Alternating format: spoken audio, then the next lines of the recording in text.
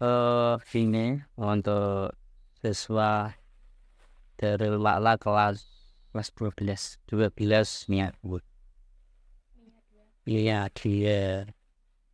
Ini terima kasih kedatangannya. Saya mau sampaikan dua kalinya mohon maaf atas segala kekurangan. Kemudian yang perlu saya sampaikan karena ada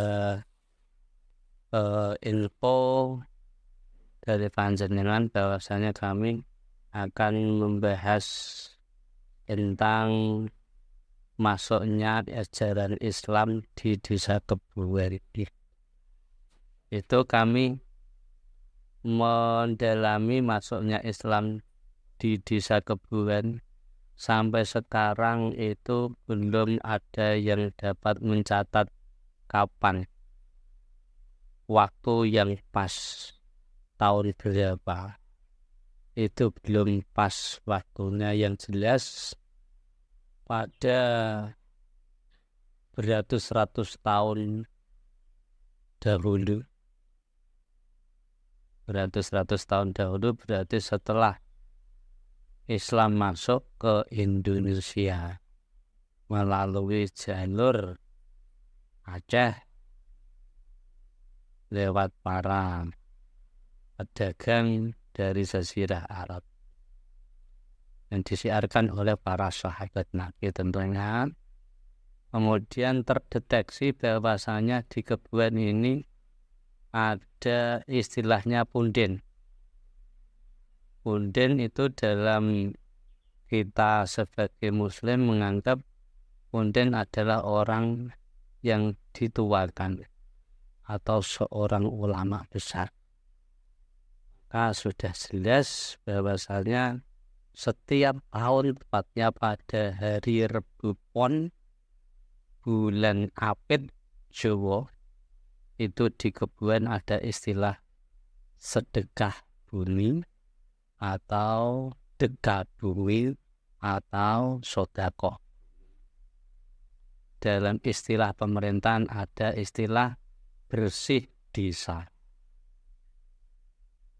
Kemudian sepengetahuan kami, tepatnya pada titik punden itu, tepatnya di RT 07 sebelah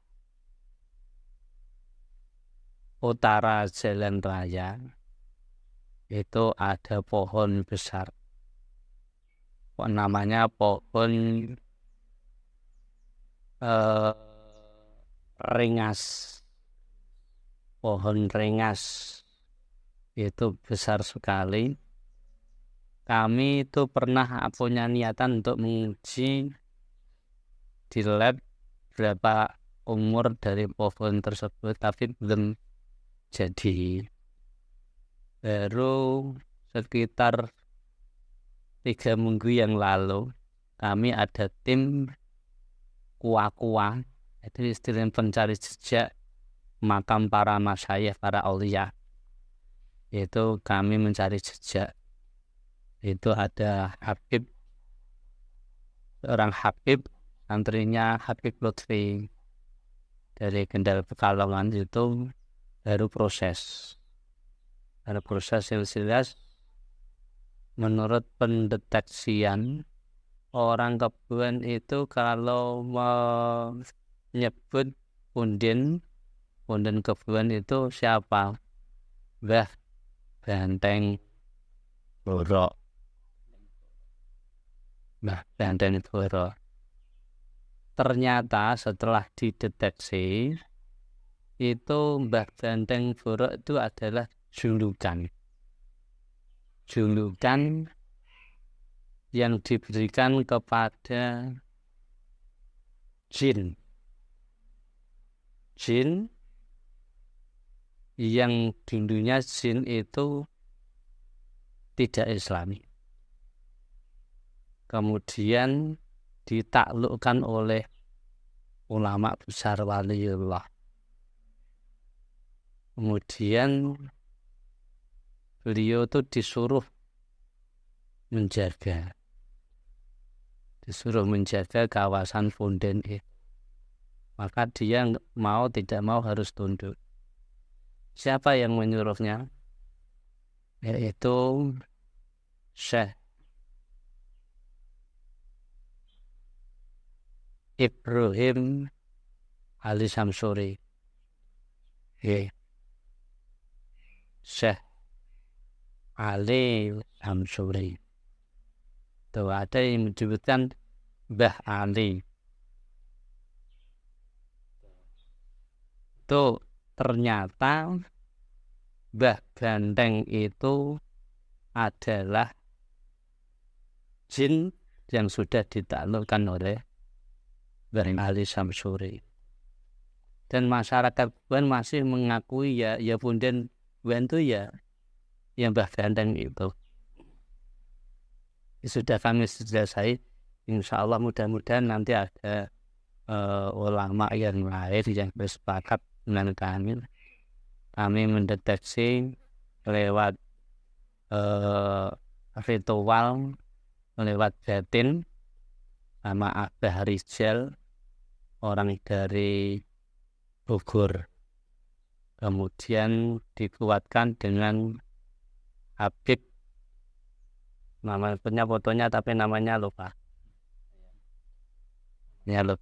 Itu masih dalam pendeteksian menuju ke Habib Lutfi. Kemudian sejarah setahu saya, karena saya baru umur 52 tahun sampai saat sekarang, umur saya 52 tahun. Jadi saya tanya sama simbah-simbah saya tanya sama tetangga-tetangga yang tua, itu juga nggak tahu. Tetapi yang jelas itu cikal bakal santri Kebuan itu sinten Mbah. Ternyata itu ada 4 titik. 4 titik. Yang pertama adalah yang namanya Mbah Kromorjo. Mbah Kromorjo itu buyut saya. Bapaknya Mbah Yasin, rumahnya itu namanya Mbah Buyut Kromorjo. Mbah Buyut Kromorjo itu murid dari Hadratus Syekh Mbah Hasyim Asy'ari. Dini itu pernah ngaji di Tor, jadi Tebuireng. Kemudian yang kedua, titik kedua adalah di RT 7, namanya Mbah Gabidin, nggak salah. Itu di musola yang sekarang itu Pak Ishak bakul tempe keripik. Nggak rum masih Pak Ishaknya. Itu musolanya Mbah Dul Hayat. Musolanya Mbah Dul Hayat itu putrane Mbah Dil Kemang. Kemudian titik ketiga adalah di RT 6, bapaknya Mbah Parlan. Mbah Parlan sudah meninggal. Anaknya Mbah Parlan itu ada Pak Abdul Sinen, Pak Hane, Pak Lekmat Sadiman. Pak Lekmat Sadiman UKC itu kampung sebelah Guri Tanem itu, Guri Mesuntara. Lekasi. Nah, kan diwujud jenenge Mat Sadiman. Sadiman duwe Pak jenenge Mbah Parlan. Mbah Parlan iku duwe Pak iku kiai. Sebab apa keterane iku apa? Kok kiai duwe mushola. Ayam di mushola berarti kiai. Berarti kan duwe santri. Mushola yang pertama kali itu di sini, di depan rumah adik. Itu karena Mbah Kromorjo itu punya anak laki-laki dan yang perempuan 1. Yang perempuan zamannya namanya itu Mbah Sulan. Itu dukun Gede Bayi meninggal di Tawang. Yang lainnya itu harapannya itu nyantri tapi ternyata enggak. Karena dulu itu larang pangan. Di merantau kabeh yang masih itu Mbah Yasin. Mbah Yasin itu sendiri malah nyantri itu ngawula di rumahnya Mbah Ismail. Mbah Ismail itu bapaknya Mbah Sari. Mbah Ismail itu pendiri Tarbiyatul Banin pada tahun 1830-an. Itu Mbah Yasin itu nyantri pada waktu berdirinya Banin. Itu masih Banat, belum Tarbiyatul Banin. Kemudian karena anaknya Mbah Kromorejo itu enggak ada yang nyantri, kemudian musola itu dihibahkan. Itu sekarang itu musola tahap deteksi, saya cari tahu ternyata musolanya itu di Pekalongan, di rumahnya Mbah Haji Jeni almarhum atau Pak Taufikur Rahman, belakang konter apa sini resto itu ada musola. Ya, itu dulu itu di depan sini, rumahnya sini itu. Dan kono lenggar tapi sing paling kuwawak nopo musola Bangku. Itu zaman dulu itu pertama kali ada musola. Masjid belum ada. Karena Mbah Kromorejo itu kalau Jumatan itu di Malangan. Di Malangan Pucak Wangi itu loh. Malangan Pucak Wangi itu kalau Jumatan berangkat dari sini jam 8 jalan kaki. Jam 8 hari. Kemudian setelah itu berjalannya waktu karena kebun itu masih identik dengan perjudian, masih identik dengan tukaran. Karena apa? Karena mungkin karena kekurangtahuan atau mungkin karena sesuatu hal yang lain tidak seimbang antara ilmu kemudian dan juga ekonomi, maka mungkin ada sering ambil tangganya tukaran atas, kemudian salah sidik ya tukaran dengan. Kemudian setelah lambat laun di situ dirubahnya yang namanya Buyut Kromo itu setiap pada bulan Asyura itu mbah saya tuh cerita itu setiap bulan Asyura itu istilahnya ada santri tiban itu wong domoro dan jaluk warah kidung Sunan Kalijaga.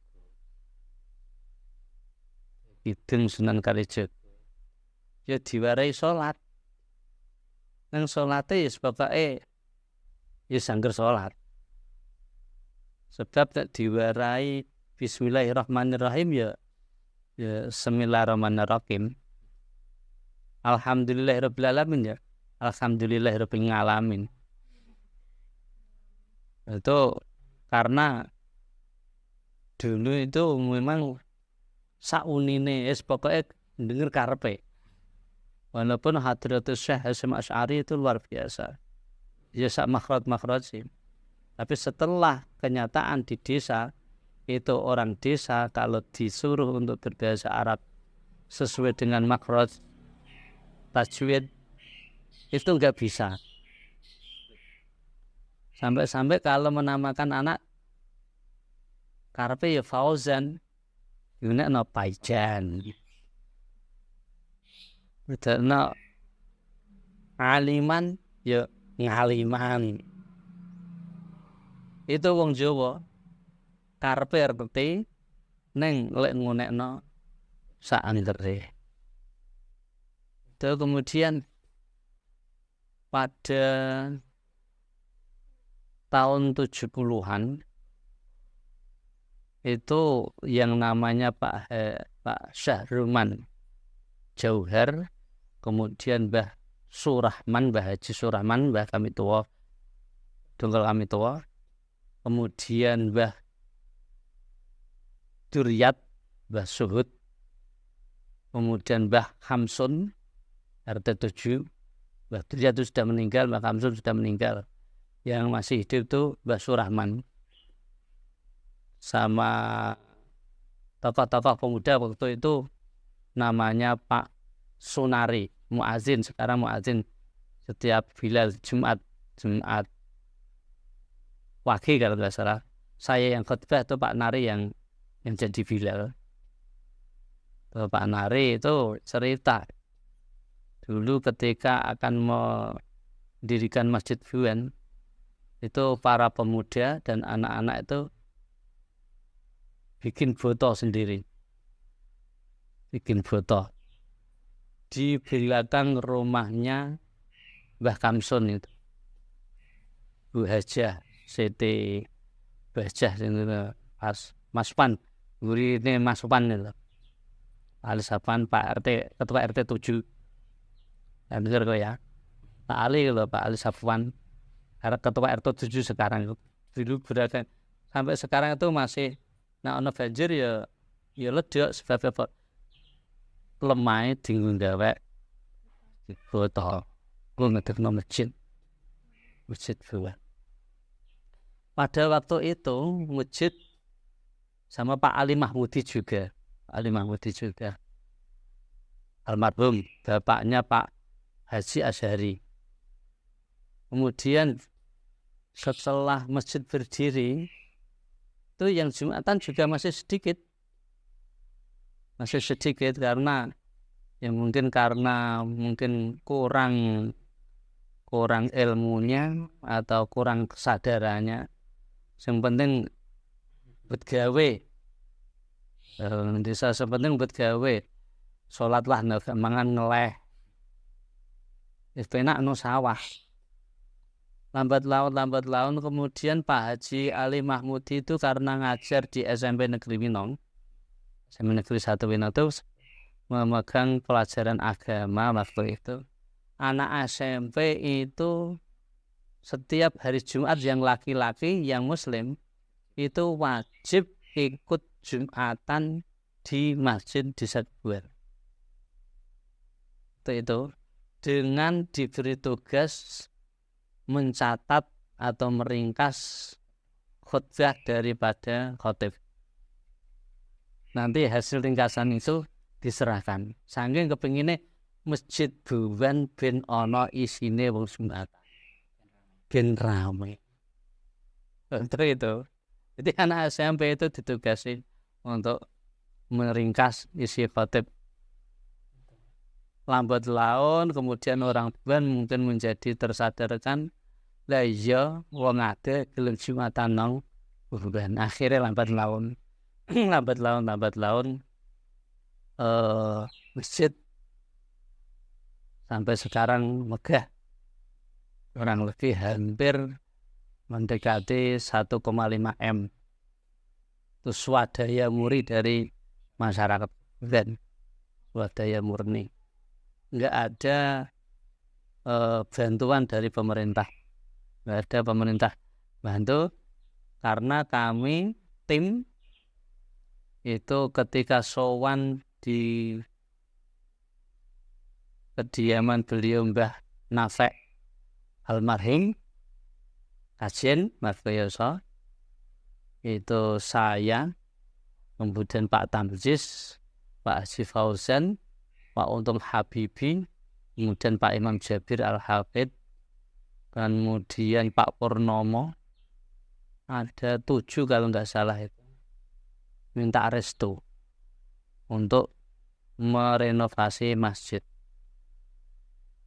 itu sudah direnovasi 3 kali kalau nggak salah tuh. Yang paling besar-besaran renovasi total adalah yang kemarin itu. Kemudian Mbah Nafe itu wanti-wanti ojo ider proposal. Ojo ider proposal, kemudian tipet bangunan ojo pisan-pisan digunakno masyarakat. Tipet bangunan ojo pisan-pisan digunakno masyarakat. Amun rakahku kon ngrugi nang kono nglopase. Alhamdulillah terlaksana sampai sekarang. Alhamdulillah. Kemudian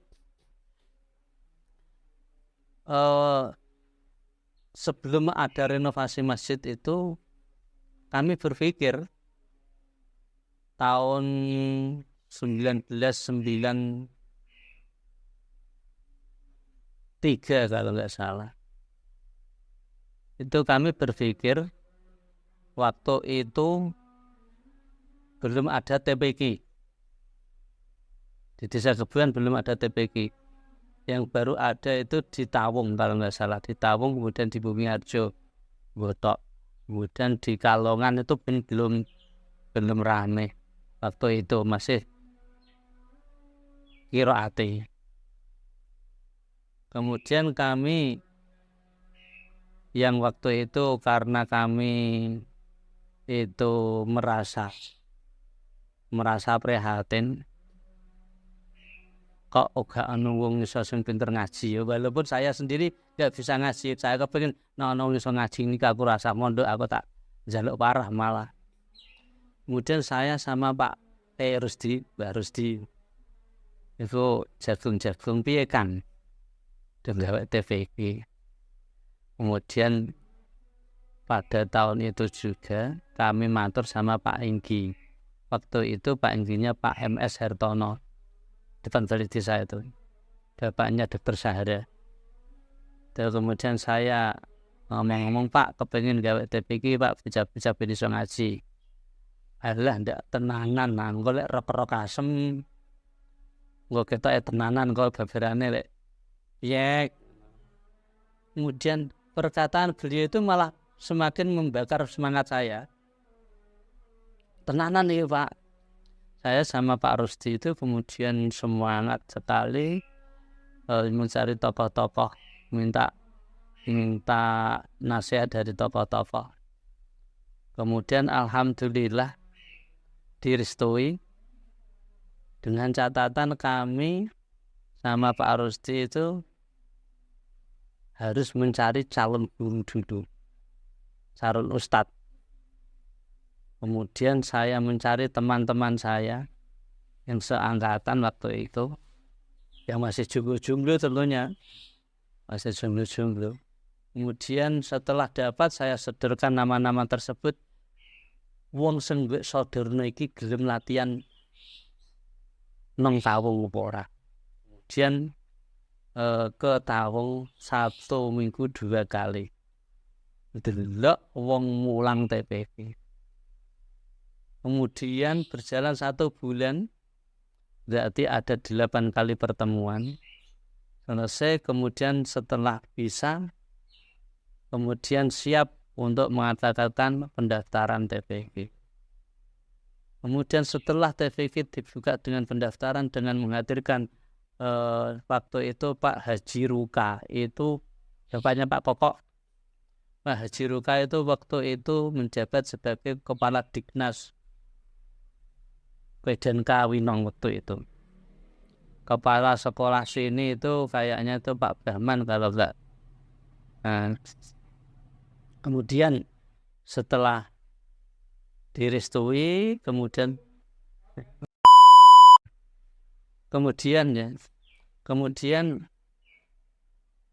dipersilahkan untuk menempati di SD, di gedung SD, pakai untuk TPK. Gedung SD untuk TPK, kemudian karena meludak banyak, kemudian di balai desa juga dipakai. Jadi gedung SD itu 6 kelas, kemudian di balai desa itu ada 4 kelas. Ada 10 kelas waktu itu. Untuk kantor guru itu berada di kantor desa. Kantor kepala desa dipakai untuk kantor ustadz. Itu yang sebelah yang 11 barat. Kemudian setelah melakukan wisuda pertama kali itu kalau nggak salah, kemudian masyarakat setelah melihat penampilan anak-anaknya yang dapat mengaji khatam Al-Quran, kemudian punya hati yang tersentuh, kemudian ada yang memakafkan tanah untuk terjadilah bikin TPG show. Sampai saat sekarang alhamdulillah, untuk karena basis dari kebuan ini adalah Nahdlatul Ulama. Nahdlatul Ulama, jadi alhamdulillah dengan tokoh agama dan tokoh masyarakat yang kepingin memajukan desa, kemudian terwujudlah apa yang dicita-citakan, walaupun belum sesempurna yang kita harapkan atau mungkin yang sesempurna dihadapkan oleh Rasulullah SAW. Tapi yang jelas sebelum Islam saat sekarang di kebuan ini, dulu kala itu mungkin ya sudah Islam. Kalau mereka dikatakan wis Islam, ya wis Islam, tetapi lek nglakoni salat ya lah ora. Ono nek ngendhus musawah kuwi ngasaan maghrib barisa kadang isih ngusungi gabah salat engko itu. Kemudian wis seneng main, anggaran apa yang digawe ya judi itu dulu. Setelah semakin banyak anak-anak yang belajar Al-Quran, syukur-syukur malah alhamdulillah untuk saat sekarang itu kurang lebih ada 20 orang yang sudah hafid Quran di desa kebuan ini. Bahkan sudah ada pondok pesantren khusus tahfidzul Quran di Romo Yai Jabir itu. Karena saya pada tahun 2020 kalau nggak salah, apa 2017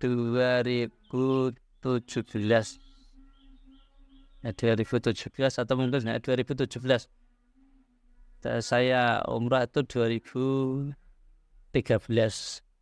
Saya menjadi ketua ranting NU Kebuan, jadi ketua Tanfidiyah waktu itu. Sampai saat sekarang itu saya gigih melaksanakan kegiatan-kegiatan yang berdasarkan Nahdlatul Ulama.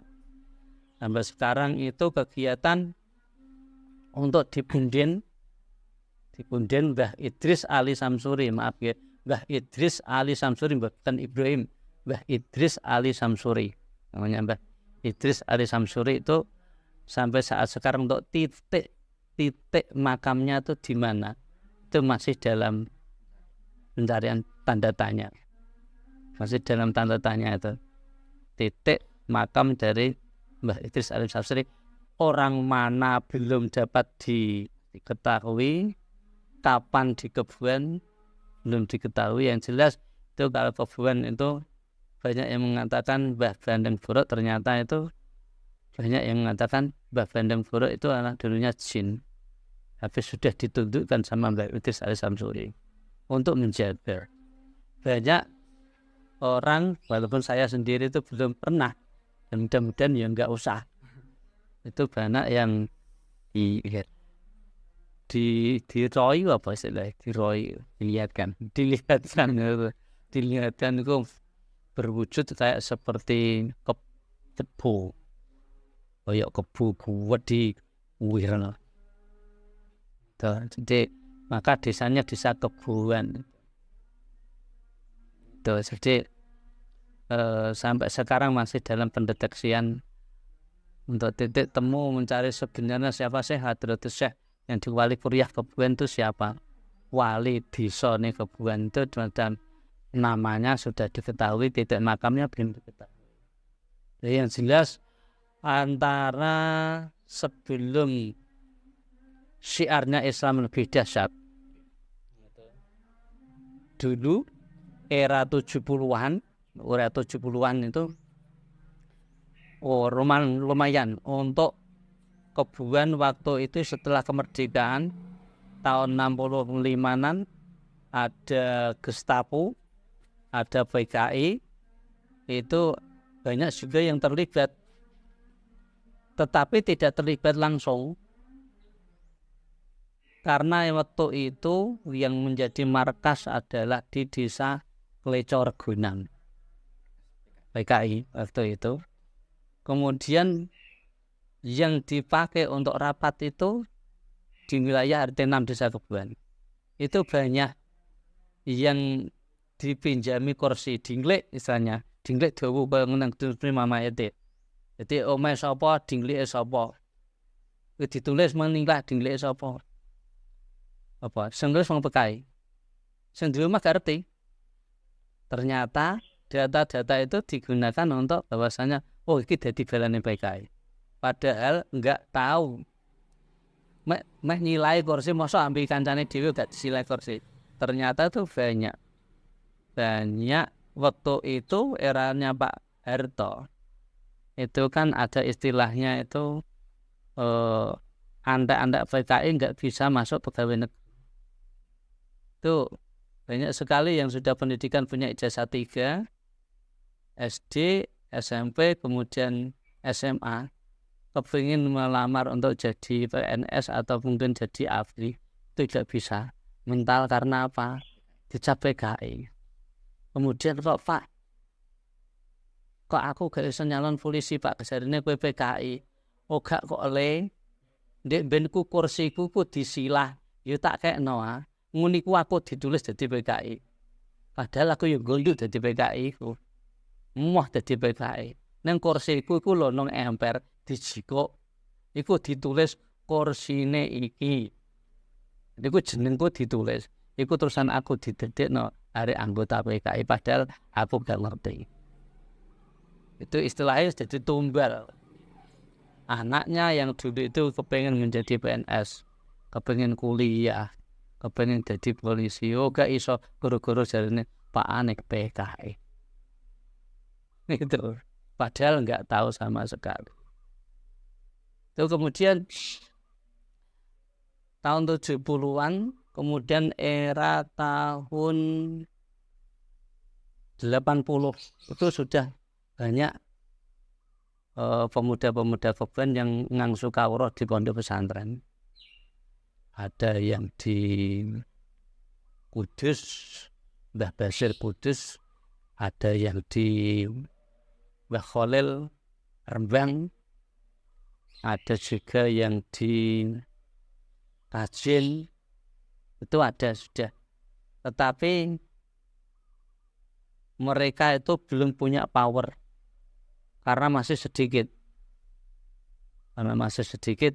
Itu tapi alhamdulillah dengan era tahun 80-an itu seingat saya itu periode saya itu ada mungkin belasan orang. Periode saya itu belasan orang. Selesai MTS, selesai SMW, mondok. Jadi enggak mikirkan masuk aliyah atau enggak mikirkan masuk SMA enggak. Pokoknya kepengen mondok. Nek gak ono mondok iki payah iki karena dengerin maksuwo. Kemudian alhamdulillah 3 tahun berikutnya Pak Syafir itu alhamdulillah hasil hafid Al-Quran. Kemudian Muslim tetap di rumah sampai sekarang. Kemudian termasuk saya, Pak Rusdi, Pak Untung Habibi, Pak Masturi, dan lain sebagainya, banyak sekali itu. Itu kemudian bangkit membentuk organisasi remaja masjid waktu itu. Kemudian dan lain sebagainya sampai dengan adanya TPG sampai saat sekarang alhamdulillah. Untuk kebiasaan orang melekan yang pakai kartu atau istilah totoan ngomong atau judi sudah alhamdulillah sudah tidak ada. Kemudian yang dulu sering tukaran sekarang sudah tidak ada. Kemudian setiap bulan puasa alhamdulillah mushola masjid full jamaah, dan itu juga di desa-desa lain saat sekarang itu. Sampai sekarang alhamdulillah itu lain daripada yang lain untuk di desa Kebuan ini, untuk wilayah Kecamatan Winong khususnya. Masjid Nurul Iman Kebuan itu sampai saat sekarang itu setiap selesai sholat subuh mulai tahun 2015, seingat saya itu mulai tahun 2015 kalau nggak salah tahun 14 pokoknya selesai saya umroh itu kuliah subuh itu pasti setiap ba'da subuh sampai sekarang nggak ada libur.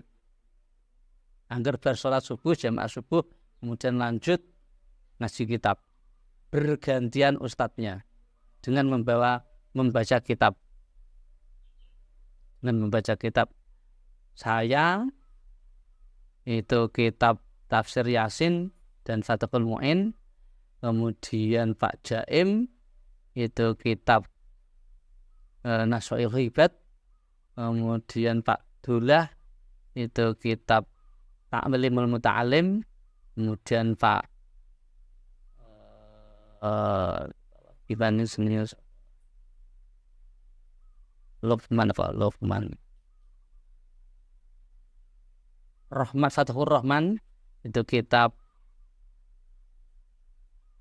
apa jenis hadis Bulughul Maram. Kemudian ada yang dari Mujolawaran muridnya Mbah Maimun itu kitab Tauhid Jauharitut Tauhid.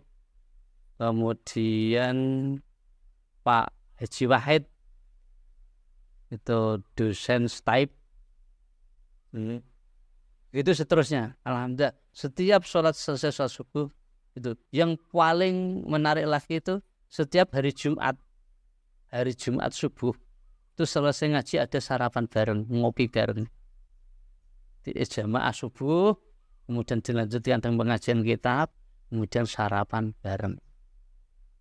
Kalau sudah disediakan ada orang yang dermawan, menunya ganti-ganti. Diusahakan itu Jumat ini warungnya siapa, Jumat ini warungnya siapa, Jumat ini warungnya siapa. Berarti menunya tiap hari Jumat ganti. Itu warung-warung yang ada di Buan itu di booking.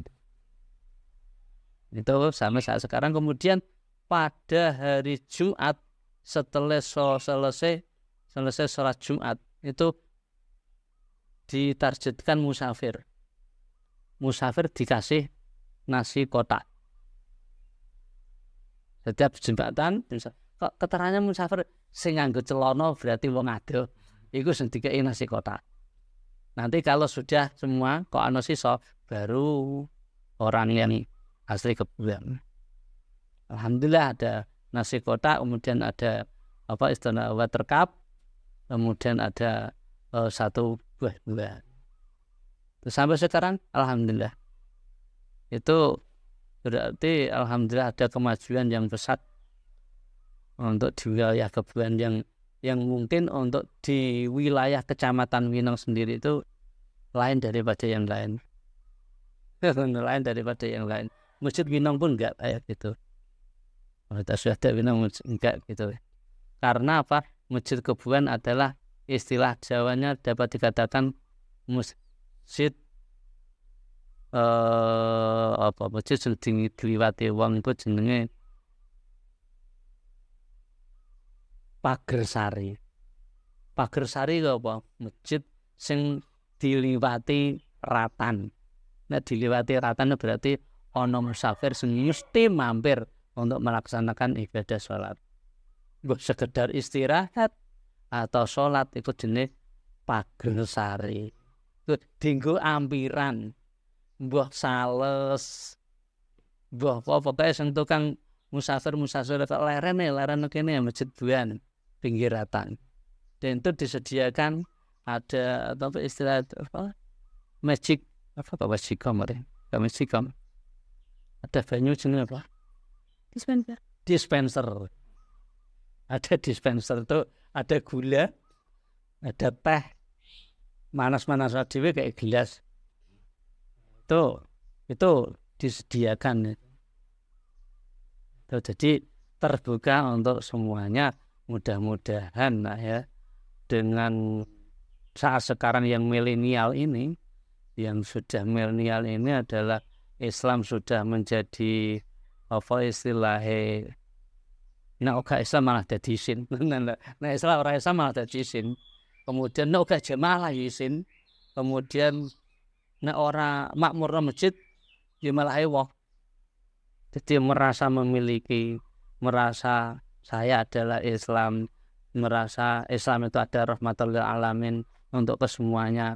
Kemudian seandainya saya itu nanti meninggal dunia, harus ada kader setelah saya, harus ada penerus perjuangan, dengan harapan nanti itu terus berestafet, setiap ada gantinya, bahkan harus walaupun patah satu harus ada ganti 1000 calon-calon ulama-ulama Islam di Kebun khusus. Harus ada peningkatan dalam kegiatan apapun di desa Kebun. Dan itu dapat diikuti oleh desa-desa yang lain di Kebun. Itu sekilas dari cerita. Jadi sekali lagi saya ulangi, kalau disampaikan kapan Buan dileboni Islam, sampai detik ini pun belum ada yang tahu. Sejarah mengatakan Islam masuk di Indonesia ada, tapi kalau di desa masing-masing sampai sekarang belum ada. Maka kalian diberikan tugas oleh guru itu untuk mendeteksi mestinya. Untuk apa sih urung ono sing jati disane sapa sing mesti ngerti Pak mlebune Islam nang desa Buan utawa mlebune Islam nang desa Kalongan niku tahun niki Pak. Belum ada yang dapat mengatakan demikian. Artine ono iki tahun niki berarti. Jadi kalau pasnya belum tahu yang jelas itu berarti tanda tengere kau sana Islam. Oh, ibu ndek ben ono patoke loro. Ono patoke loro itu berarti saya Islam itu ndek. Bahkan di Kebun itu ada tempat makom, ono kuburan kawak. Nang Kebun itu ono kuburan kawak yang tidak dimiliki oleh desa yang lain. Istilahnya kuburan kawak. Kuburan kawak itu apa? Kuburan yang wis ora dienggo ngubur mati. Sebelah utara selepatan Bupeni lho. Ana selepan niku. Selepan gede iku jenenge kuburan kawak ngene iku. Wis ora ana patoke. Ning iku jenenge kuburan kawak. Dulu saya kecil itu masih saya lihat itu ana patok mbok papat no pira. Buatan kabeh sampai sekarang enggak ada. Terus saya tanya sama Mbah Surahman, "Mbah, ndek ben niku jarine kuburan, Mbah. Nek gak dienggo ngubur neh, Mbah." Iku ndek ben niku antara dipendem nang kono apa ana banjir kebanjiran. Kemudian ngaleh jenenge sapa sing wakafno tanah. Jenenge tak catet. Kemudian di belakang BKK itu diwakafkan seorang perempuan itu mewakafkan tanah. Sampai sekarang itu kuburan Buan yang ini, yang saat sekarang ini, itu setiap musim hujan itu pasti jenazahnya ditempatkan di peti. Kalau musim hujan ditaruh di peti. Karena apa? Setiap setengah meter digali itu sudah ada sumber airnya. Itu Buan ngaku peti apa ya? Sekarang itu bos bapak nek ora dikek peti kemambang mayat itu diselana kemambang. Kalau enggak musim hujan kayak ketiga ngenten iki kadang ora ana banyune tapi teles, ora ana banyune nang teles. Kemudian ada yang juga tidak di peti tapi kebanyakan dikasih peti. Di makam dadi Buan niku ana istilah duwe kuburan kawak. Istilah takon, "Wah, apa? Kuburan kawak." Sebab ndek ben niku tau dienggo kuburan. Dan itu tidak ada yang berani untuk mendirikan bangunan. sampai saat sekarang nggak ada yang berani untuk mendirikan bangunan di situ. Yang jelas alhamdulillah untuk tokoh agama untuk Kebuan ini yang sepuh itu Mbah Mudin Abbas. Mbah Mudin Abbas itu tokoh agama yang merintis mulai awal dengan musolanya, musola namanya Al Mustafa RT 4 Mbah Mudin Orkestra. Kemudian sebelahnya ada Pak Untung Habibi, jadi tokoh agama. Kemudian kalau di barat itu ada Pak Haji Fauzan, itu ketua takmir Masjid Kebuan. Yang dulu itu Pak Haji Ali Mahmudi, kemudian Pak Haji Suhud Duryat. Itu adalah tokoh-tokoh sebelum saya.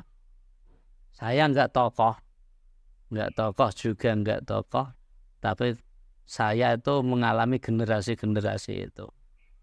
Dan alhamdulillah karena saya itu ya pernah mondok, kemudian sering bergaul dengan beliau-beliau, kemudian juga di luar desa ada informasi apa, saya mencari tahu, saya undang untuk melaksanakan untuk tiap malam Pon itu ada istighosah di Punden Buan.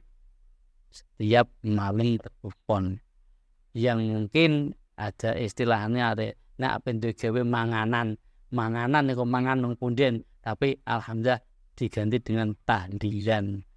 Mangane tetep nang punden. Nanti ben ngobong dupa wis ngobong menyan yo ana ning ana tahlilane. Itu yang jelas ana tahlilane. Nganyare mobil lah yang nuju manganan apa ya. Ngono. Jadi antara acara manakipan kemudian istighosahan setiap malam Rebu Pon itu banyak itu. Yang menjadi imamnya itu saya, yang menjadi donaturnya itu Pak Inggi Fosim. Itu tiap malam Rebu Pon ba'dal Isya. Kemudian yang terakhir adalah perlu dicatat bahwasanya Kebuan ini Islamnya sudah kesemuanya Islam, enggak ada yang tidak Islam. Dan masing-masing RT itu punya musola semua. Diakui miliknya RT. Bukan musola pribadi. Musolanya RT walaupun dulu itu ya hak pribadi, tapi sekarang musola RT piro juga musolan sopo neng musola RT piro. Kemudian kok akan menjadi musola nong Buben. Mungkin ya musolane wong Islam. Tapi karena apa kok disebutnya musolane RT piro? Ya sing dandani bareng-bareng RT itu ya lofun. Waktu tidak seutuhnya itu wong RT siji kabeh utawa RT loro. RT liyane pun berhak untuk memberikan donasi. Tapi sing rawat itu berarti RT nek musolan RT suci. Sampai sekarang itu musola loro cacahe iku mek nang RT siji tok. Nang RT siji RT ne mbek Ria iki ana musola loro. Biasanya kan sak RT musola satu iki musolane loro. Ana istilah ana langgar wedok, ana langgar lanang nang RT siji. Nang anting Pak Inggi iku mucal langgar wedok kene langgar lanang. Itu kan enggak dimiliki oleh desa-desa lain. Itu identiknya bukan kayak gitu. Bukan berarti kok mengkultuskan atau menafikan yang lain, enggak. Cuman yang jeneng ngono masyarakat Buan. Dan yang paling lagi yang mungkin itu tidak dilakukan oleh luar desa. Orang Buan itu hobi sedekah. Terbukti setiap ada hajatan yang namanya 1000 hari orang wafat, itu wong Buan itu seneng nyembelih kebo. Nyembelih kebo, kemudian tahlil kondangan bersama waktunya itu ba'da sholat subuh jam 5 pagi. Jam 5 pagi itu mengundang tetangganya untuk bersama-sama tahlilan, nggawa berkat, niku nyembelih kebo. Iku sing gak dilakoni di Solian. Yang ada itu Cangaan itu pun sebagian, Beringi Jati, kemudian Plecor Gunan. Kalongan Mas, gak ono. Kalongan. Bukan itu luar biasa. Tuh, karena apa? As-shadaqatu tadfa'ul bala. Sedekah dapat menolak bala. Kemudian dengan dasar iza matabna adama in qata amaluhu illa min salasin shadaqatin jariyatin wa ilmun yantafa'u fihi wa waladin shalihin yatimullah. Itu menjadi dasar. Jadi sedekah itu menolak siksa kubur. Jadi yang dikirim itu sedekah siapa? Ya sing nyembelih kebo iku minangka sedekah wong sing wis mati. Mulane nyembelih kebo. Itu sering sekali itu, sering dalam 1 tahun tuh tidak kurang dari 10 orang dalam satu nyembelih kebo.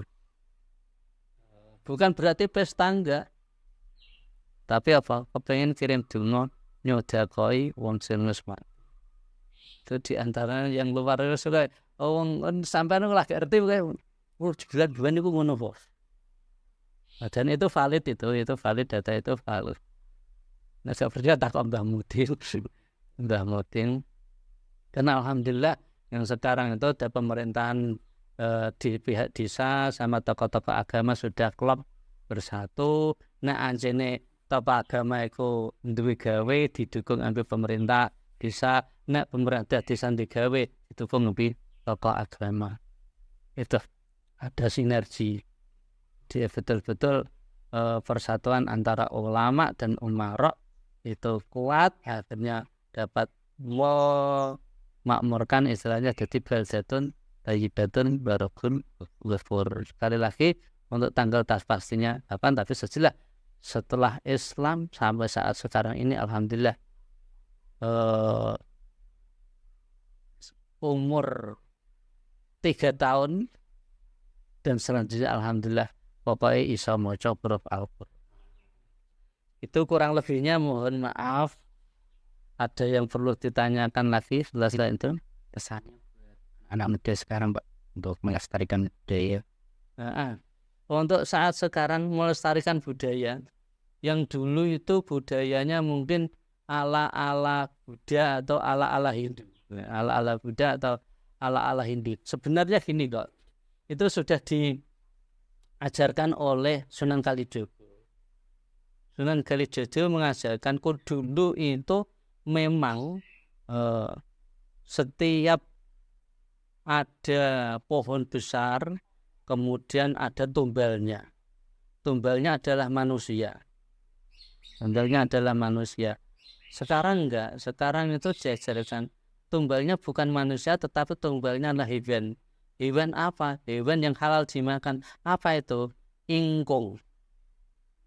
Ingkung itu ayam yang disembelih dengan cara halal, kemudian diberi bumbu dan ditaleni jenenge ingkung. Ingkung itu artinya adalah dalam kirata basa ingkung. Ingkung itu iling ambi wong sing maha langkung. Yang maha langkung itu apa? Yang maha segala-galanya. Jadi ingat kepada yang maha agung. Dia gak iso ingat yang maha agung ya ingkung. Ingat yang maha agung. Nah, itu ingat yang maha agung disingkat jadi ingkung. Dan ingkung itu adalah ada manakipan apa? Manakipan itu kan ada istilah bahasa mana itu nanti. Kip itu ternyata dalam kampus itu kampus besar itu kip itu artinya ayam. Kip itu ayam, jadi mana ayamnya? Di mana kip ya identik dengan mana kip ono piti bunge kemana? Istilah.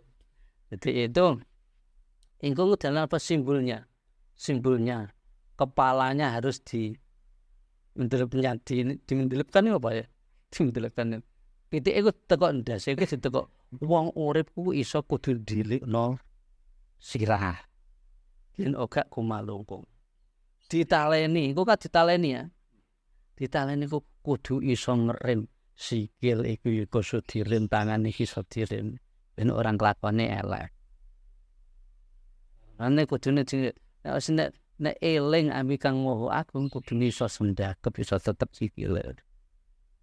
Itu adalah pesan-pesan moral. Kemudian yang dulu kayak gitu ada istilah makan pesta-pesta di tempat-tempat yang dikeramatkan, bukan berarti keramat tempatnya, bukan, tetapi karena apa? Karena diyakini di situ ada cikal bakal, ada seorang ulama besar yang pernah menduduki di tempat itu. Maka untuk mengenang jasanya itu setiap setahun sekali, paling tidak setahun sekali ada sedekah ini itu dengan berbagai macam acara pagelaran baik musik ataupun ritual-ritual yang lainnya yang intinya itu sesuai dengan keyakinan masing-masing.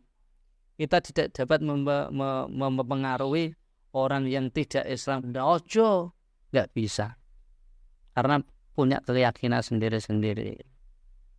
Itu jadi yang terpenting adalah mereka sama-sama merawat atau mengingat jasa-jasa beliau-beliau orang yang terdahulu. Jangan kita melupakan jasa-jasa daripada beliau-beliau itu. Kita yakin jadi desa yang kayak ini yang Mahrifah Lojinawi itu berarti dulu kala itu ada yang babat alase. Gak mungkin orang-orang zaman mono sadurunge ana wong berarti alas. Berarti ana sing babati alase. Berarti ana sing ngomong, ana sing rumat. Sing rumat iku sapa? Sing rumat mungkin iku nek cara wong non Islam nyange memang. Tapi kita sebagai orang Islam itu menganggap beliau adalah wali kuryah. Dan wali kuryah itu yang dulu adalah mensiarkan agama Islam. Entah kapan masuknya, wallahu a'lam. Jelas tetap kita doakan mudah-mudahan beliau itu betul-betul diterima amal baiknya. Amin. Kita tinggal melanjutkan, tetap kita lanjutkan dengan melaksanakan kegiatan-kegiatan yang positif tentunya, untuk saling menghargai, saling bersatu padu untuk kemajuan desa, sehingga kalau desanya ini sudah bersatu, mungkin diikuti desa-desa yang lain, satu kecamatan bersatu, nanti satu kabupaten bersatu, kemudian satu salin provinsi bersatu, kemudian negara juga akan kuat. Maka kalian sebagai kader pemuda generasi yang harus siap melanjutkan estafet perjuangan beliau para masyayikh dengan ilmu yang kita miliki tentunya. Enggak harus kudune ngene, enggak. Biarkan berkembang sesuai dengan kemampuan masing-masing. Sebagai dasar adalah ilmunya masing-masing. Isane apa lakonono. Gak kudu ngene kabeh. Isamu apa? Isaku bengkel ya Pak. Yo bengkel lo. Isaku apa ya Pak? Isaku toto yo toto. Isaku apa ya Pak? Aku isaku nang musik dangdut to. Isaku apa Pak? Rebana. Isaku apa? Sesuai dengan ilmu masing-masing. Yang penting itu ada sinergi, saling mendukung. Ojo terusan ngolol. Dangdut itu apa? Aloan rebana. Dangdut to yo ben. Yang penting iso apik, rukun, yang penting rukun. Kegiatan-kegiatan. Enggak, saya juga nganu kok. Dalam kitab, dangdut itu haram. Nong kitab haram. Nang terusan mau kok saya ke dangdut itu haram, dibaca uang aku Wah, nek ana pengajian aku mau nyumbang, ngendakno ta repot. Juga nek ana pengajian iku wong-wong sing gene dangdutan iku nyumbang.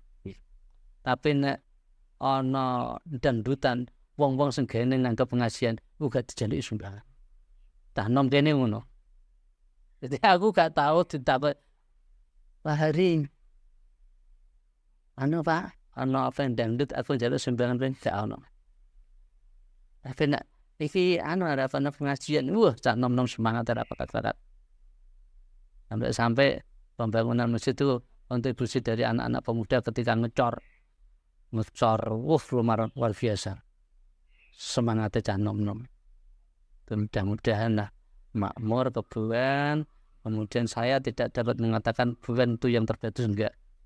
Tapi paling tidak pada saat era ini itu saya dapat mengatakan kebuan itu lain daripada desa yang lain.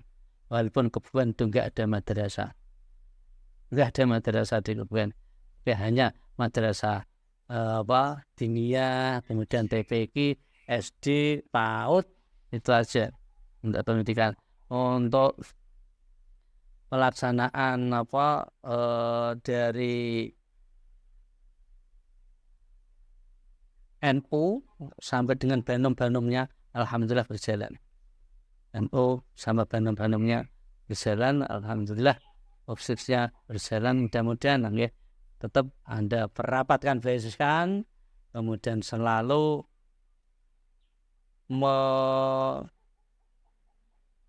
melakukan inovasi.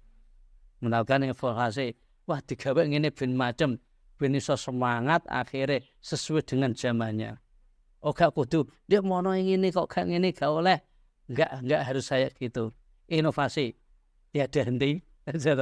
Motone apa jenenge? Ya apa? Bunda. Udah tak paling mirip. Inovasi teknik Yamaha ya. Yamaha. Kok inovasinya terlalu harus bagus agar agar nanti mereka yang mungkin itu nek nganano acara ngene wegah dadi ben ora wegah iku piye. Nek ana acara sing kira-kira disenengi wong banyak tanpa harus mengucilkan yang lain biar nanti dapat merekrut ke semuanya. Ini wangel ya. Wangel nen. Ribut wis pokoke anak kegiatan opo wae sing penting positif. Yang penting positif, ojo ngasihan ono congkrah. Gitu yang lain. Sampun ya. Makasih sekali lagi.